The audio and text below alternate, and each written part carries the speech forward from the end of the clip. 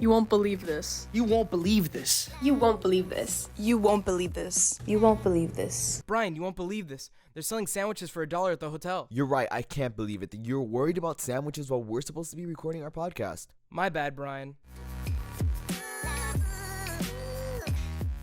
Hey guys, we're the B&J Podcast reporting from the Student Television Network in Long Beach, California. I'm your host, Bryan Ferreiro. And I'm Joseph Medero, bringing you the stories that people just can't believe, whether it's from small moments that bring you joy or to life-changing events that completely change your outlook on the world. You know, Joseph, I think we can find some of those unbelievable stories just by talking to people around town.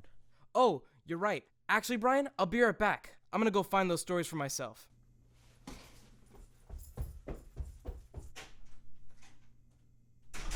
I can't believe he just did that. I've come down to the Pike Outlet Mall, where you can find all kinds of different people, and here I've met Sean Johnson, who's got a truly magical, unbelievable story. When I was maybe, I don't remember how old I is, so I'm going to have to just close guess. Let's just say 11. I went to see a theater like magic show. And at one point in the show, the magician called all the kids in the audience up on stage.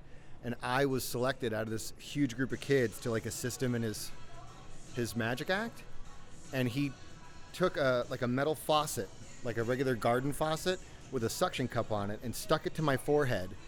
And throughout the entire trick, I just kind of stood there with this faucet on my forehead feeling dumb, and while he's doing all these other things. And then once he's done with all these other things, he comes back to me and goes, "Man, that was hard work. I need a glass of water."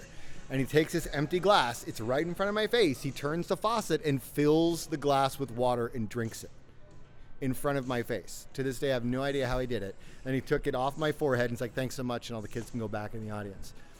So I couldn't believe that I was chosen to be part of this magic trick, and I still have no clue how he did it. Couldn't believe that moment happened to me. With the unbelievable stories pouring out from people like the faucet on Sean's head, while some stories can blindside you. Often growing up, teens don't think about their parents' past. Here's Alexa Dale to share the story on how law enforcement got the wrong man. Actually, one time my dad told me a story when he used to work at this restaurant, and ATF, which is alcohol, tobacco, and firearms, they went into his restaurant, and my dad was like in the back and just like, talking to some of the waitresses, and ATF came through the back, and they had all like the riot gears with the big guns and all this stuff on. And they came, and the main guy literally pointed to my dad and went, "That's him." And then all the big guys, they all came and surrounded my dad and put him in cuffs and put him against the wall. And they like started saying all these questions, asking him questions and stuff like that. And it was so crazy because all the waitresses started to like defend him, or were like, "No, that's Willie, it's not, don't worry, you're making a mistake," all this stuff. So it turns out, obviously, ATF did make a mistake, that they were looking for a Colombian kingpin, and that was eating in the restaurant. So it turned out that obviously my dad was, not guilty of whatever they were there for, and they let him go. And what's sad is that they didn't even apologize to my dad. They were just like, "All right, let him go." Just walked away like nothing, and then arrested whoever needed to be arrested. Joseph, I can't believe that all these stories just came from people on the street. It's unbelievable. Everyone's got their stories, and sometimes the ones that are hardest to believe are the ones that need to be told the most.